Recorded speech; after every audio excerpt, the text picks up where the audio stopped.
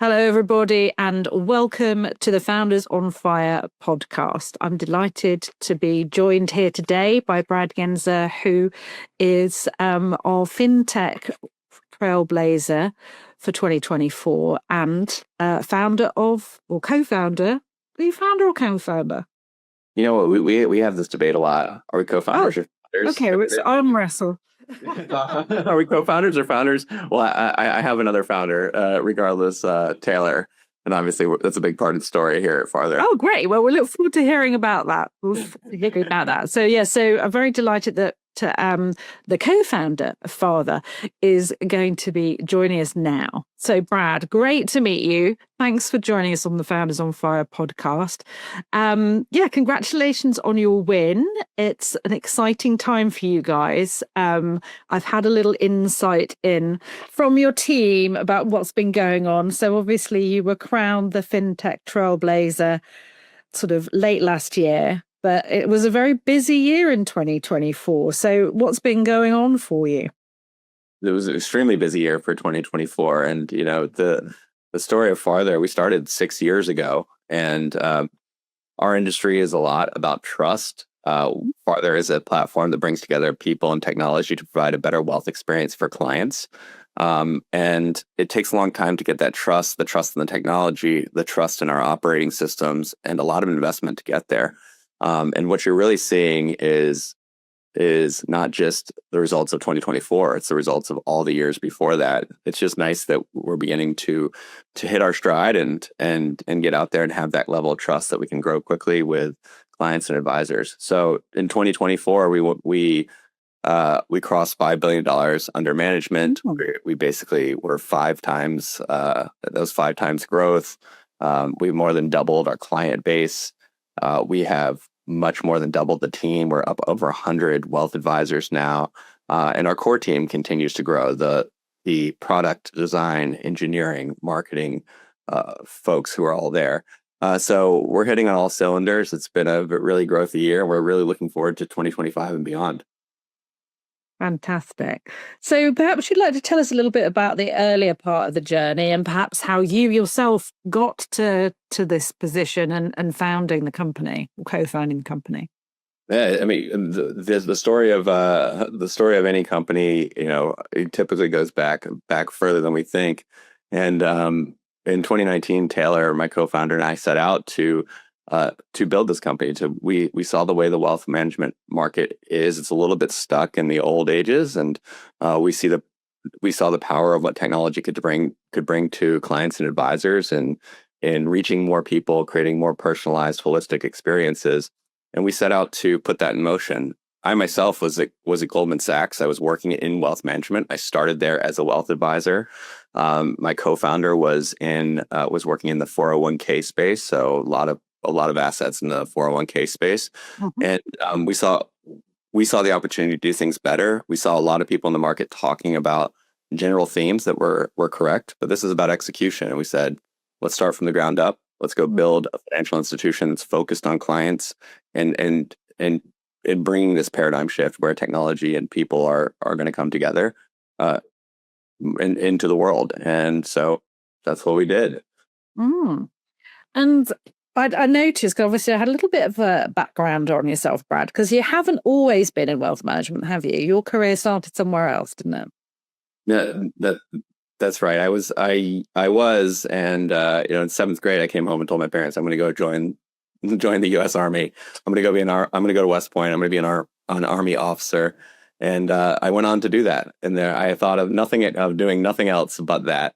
I served a couple of deployments in Iraq with the Army, leading troops on the ground there. And then, the Army is one of those things where sometimes you're just sort of done in the work that you've done. You've accomplished everything that you want to. And I had reached that point and started looking beyond and building my family, building a career. And that's when I went to grad school at MIT. I did engineering and business at the same time, which is kind of appropriate for our business, which blends people and technology. And then I went to wealth management, and that I was the only person in my engineering class to go to wealth management. And generally, I think that wealth management was kind of viewed as being uh, not in a great light. And I actually think that's a really sad thing because it's a really important business. The reason why I joined in wealth management is because I grew up in a house of insurance agents, and I had a little bit of like I had a taste of what it was like to be a trusted partner uh, to people who were trying to figure out really difficult things in life, and how fulfilling that was for my parents, how fulfilling that was for their clients, and what a great career opportunity. So, Oh. I'm sort of a mission focused person. Just as I said in seventh grade, I'm going to go to West Point and join the army, and that's what I did. I said, you know what? There's nothing else that I'd rather do than be a wealth advisor, than sort of help people to build their lives.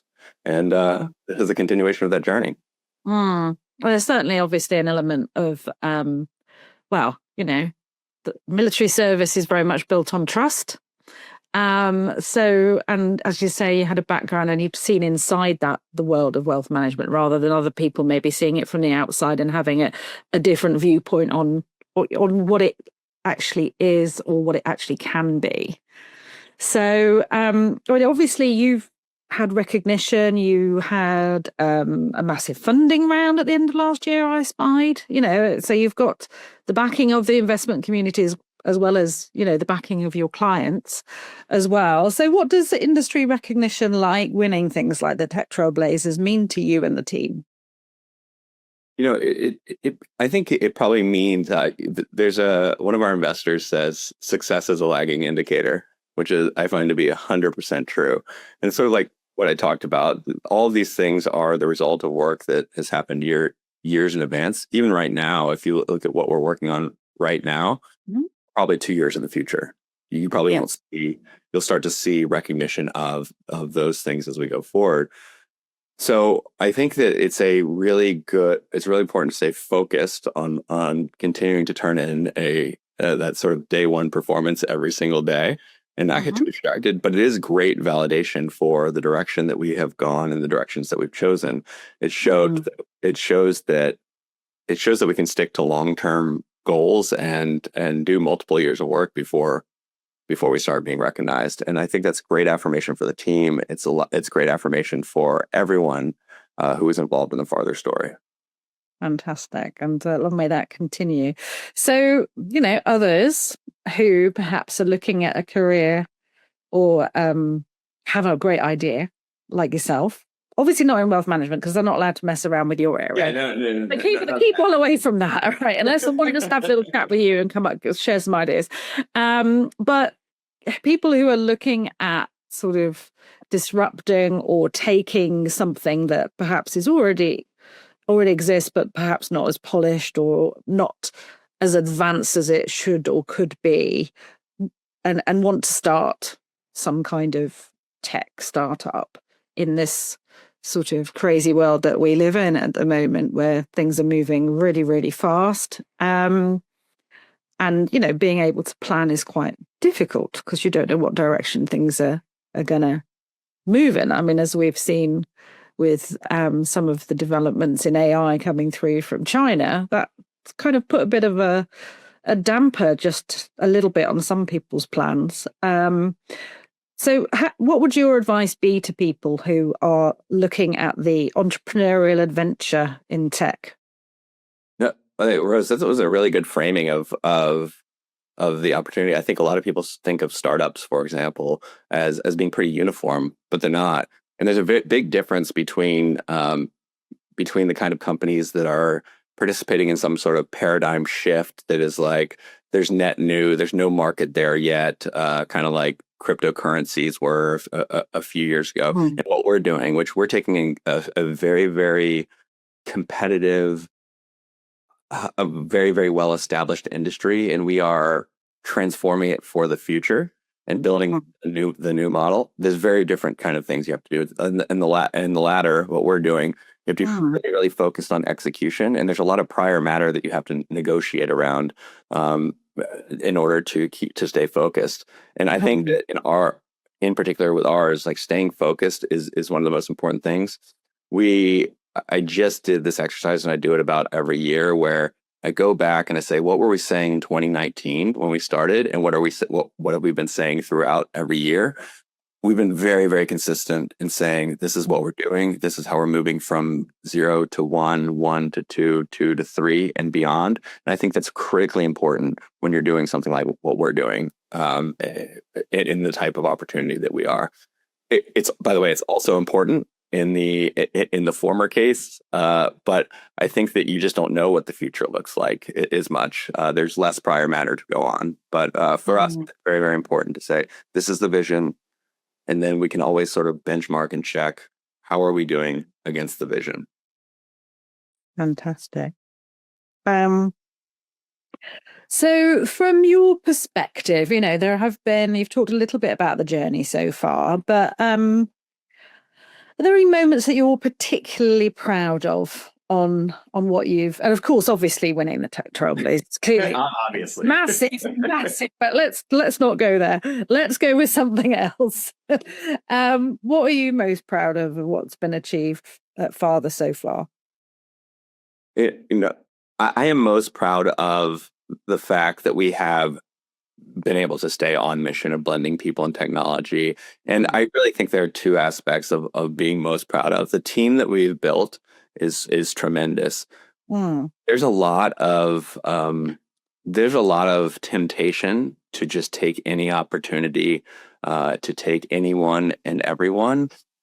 When you're trying to grow, you're starting a company, but we've been very, very disciplined about the types of advisors that we bring on. They're people who want to grow their businesses. They're people who want to participate and own in this industry, and that's really important. You need that kind of orientation. On the engineering side, on the product side, we're bringing on people who are not afraid of complicated problems. We have a really sort of, I call it the triple technical problem of building systems for people, building very, very elite sort of high performance engineering, software and engineering systems, as well as financial systems. And those things are all very hard to do, but we have a tenacious group who's skilled and continues to work on and develop those things. So I'd say, just to sum that up, the team is is what I'm most proud of. And we have sort of an unlimited potential with the team that we have in place now. Fantastic. Well, of course, obviously the flip side of that, there are always challenges, right? So yes, absolutely. No challenges at all. Opportunities, let's phrase them as opportunities. So what opportunities have you had to leap over, Brad, in the last 6 years? I actually, there are obviously kind of challenges. And I do think entrepreneurs tend to, he's a little overblown. Of course, you're going to have, anytime you're forming a team, if you think about it, we've added hundreds of people to the firm over the last year. I mean, form, storm, norm, and perform. That's what you're going to do all throughout your time as an entrepreneur, throughout your time as a founder. But those things are normal. Those things are expected. Why in the world? What was that? A sort of form, norm? Oh, it's a form of what? I thought we were going back to Desert Storm there, and it's a well-known developmental model for how teams touch you. Okay. And the sort of idea is you bring people together. They need to go through a storming phase where they all sort of are going, oh, I thought this, and are finding the way. And then they start to norm. They start to put the ways that they interact in place. They start to put and frame their goals in certain ways and their communication patterns. And then once they have those things in place, they really start to accelerate and perform. And you're going to constantly be doing that. We do that all the time. And it's funny that you say like, oh, what was that? Because a lot of people don't recognize it as just being like, this is basically how teams form. And when you sort of help people zoom out to that level and say, I know you all are sort of at each other today, but just remember, we're probably very early in the storm phase. So this is normal. Okay. Well, I'm glad I got you to clarify it, because I had form, norm, storm, and perform, and I think that perhaps would have been in the right order. I just put the storm in the wrong place. Yeah, maybe to shake it all up a little bit. Okay, great. Well, thank you for clarifying that. And that's really interesting. I've never heard that before, which is a little bit surprising, bearing in mind I've been kicking around in the industry for a little while. Um, so obviously we talked about the opportunities that might be spelt like a challenge. We talked about what you're proud of around the team.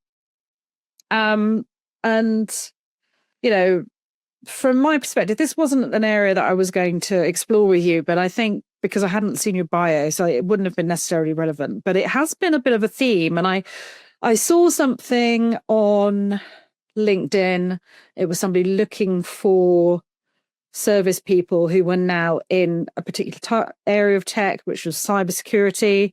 And I kind of wondered, I mean, obviously you've got a very specific, skill set that you need, from whether it's the people who are managing the wealth or the people who are working on the financial systems that will make it happen. But certainly as somebody who's transitioned from service to, industry, do you see that as being an important part of, what opportunities there are? Because there are a lot of people leaving the service, and I know they, many of them have, well, in general, have a very good reputation of, having particular skills that are very transferable. In terms of, so actually, Generally yes. in tech, what we're seeing is a lot of people saying, that's a great choice when you're coming out. It really is, and we're actually the military has quite a tradition of sort of, I guess, paying it forward. Where whatever stage you're going through, in your life, you typically can find someone who's above you, and then sort of reach out. And there's just a kind of common, I guess, a norm that respond and help each other. And this started early with the transition from military to the civilian world, and so there are programs. One is called Service to School that I've participated in. It helps people. It helps people to transition the military into school and then beyond. And then anytime you go to a job or something like that, you can usually find a military member who can help you along. We actually have formal programs at Farther to help this transition. There have been programs in the military that allow soldiers, sailors, airmen, Marines to spend their last 6 months in the military at a civilian institution. And we have it's called the Skill Bridge program. And we have formal programs here where people come in, and I've had several rotating through what I call my military chief of staff program. They work directly in my office or with me and learn a lot about tech. Actually, my current chief of staff, who is my permanent chief of staff, is a former Army officer who came through there. And the reason why this is important is when you come from the military, the context is just different. There's nothing. I used to be a reconnaissance and tanks officer. There are no tanks to drive here for me. Well, not unless something's gone terribly wrong. We always have that. I have one parked out back, just in case. Yeah, just in case. It's always good to have a spare there, right? Just in case you need it. But the leadership, the organizational skills, the structured thinking of how to solve problems, how to explain it is all super transferable. So all we have to do is add a little bit of context to that and a little bit of domain specificity, and you get a lot out of that. And that's why it's not all just about my military chief of staff program, for example, isn't just about giving back to people, although that's a huge part and just sort of how I'm wired in general. It's also a huge benefit to us. I have someone who I can drop on the ground on day one and say, here's the mission.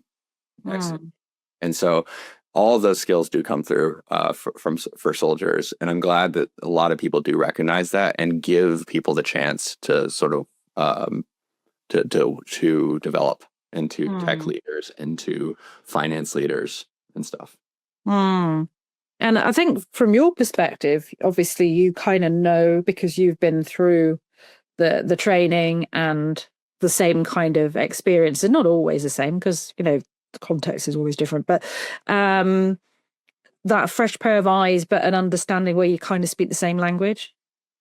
It really is there is a common language for how to execute really complex things in an environment of uncertainty. And there's been an unlimited sort of amount of resources applied to that, or developing those programs and that training. And so it's really quite applicable to startups. And I always say this. I always say this about. It's interesting that we're hitting on this theme. There are many more similarities between building a startup and combat than people would originally think. And a couple of the similarities are, of course, the uncertainty, the ability to communicate, the ability to constantly observe, orient, decide, and then act. But also also just the nature of the sort of, I guess I call it the long grind. A lot of people think of combat as being very intense, and it absolutely is. But I spent a year doing it. You can't just be sprinting every single second of the day. You have to really be tuned into who you are, to be tuned into how you're doing, keep up a sort of, it's almost like a high consistent tempo. It's very fast over time. It's a very specific thing to do. And like starting a startup, same thing, high tempo for many, many, many years, indefinitely, effectively. Yeah, interesting. I've not thought of it in that perspective. So I'm glad I took us down that particular narrative. We don't go there very often. Well, no, it's just something that when I read your background, I just thought, it's interesting. You did there is a quote in there from a Nicola Yoon, who I don't know who Nicola is, but I am going to Google her. So do you know which one I'm talking about? The greatest risk is not taking one? Yes. Yeah. Good. Nope. Also, this points. I think you heard. I like consistency, and it was also the quote that I had in my high school yearbook when I graduated. Oh wow! Excellent. So, is there anything that maybe we haven't talked about, like the future? I mean, can you give us a little taster of what we might see from you in 2025? Yes, and I think that in context, it's interesting that you can say the same thing, and I've had practice of saying the same thing for 6 years, and it gets interpreted differently. And in the beginning, we've always said we are starting out to build a generational financial institution. We want to be the most beloved wealth management brand, and loved by clients and loved by advisors. And we have some metrics for parameterizing that. But I think when you say that, when you're two people with a PowerPoint and nothing else, people don't believe you as much, or they're just so distracted by the fact that that seems very impossible that they can't even hear it. And then same thing when, say, you have $100 million under management, but we're reaching a nice time now where we can say, this is happening. We're beginning to, this is happening. We're continuing to expand the ways that we reach and serve clients. We'll continue to find the best wealth advisors, bring them to farther so that they can find and serve clients at a scale that's never been reached. We have an asset management division that launched last year that's building the best financial products for clients and the people who serve them. We're beginning to reach people directly and bring those people to advisors. And so when you look at all of these things that are going on, it's really about doing more of what's been working and then expanding our reach. And at the end of the day, we are building a large financial institution that we want to manage a substantial portion of the world's wealth. And we think that's a good thing to do. Fantastic. Well, I look forward to hearing more about, keeping an eye on what you guys are up to over the coming sort of months and years. And thank you very much for joining us, and congratulations again on being crowned the fintech trailblazer in the recent months. And thank you very much, everyone. That was Brad Genser, who heads up and is co-founder of the father winners of our Tech Trailblazers in FinTech. And if you would like to find out more, please dive on to our website at techtrailblazers.com and find us on LinkedIn as Tech Trailblazers too. Thank you very much. Thank you, Brad. Thanks, Rose. Appreciate it.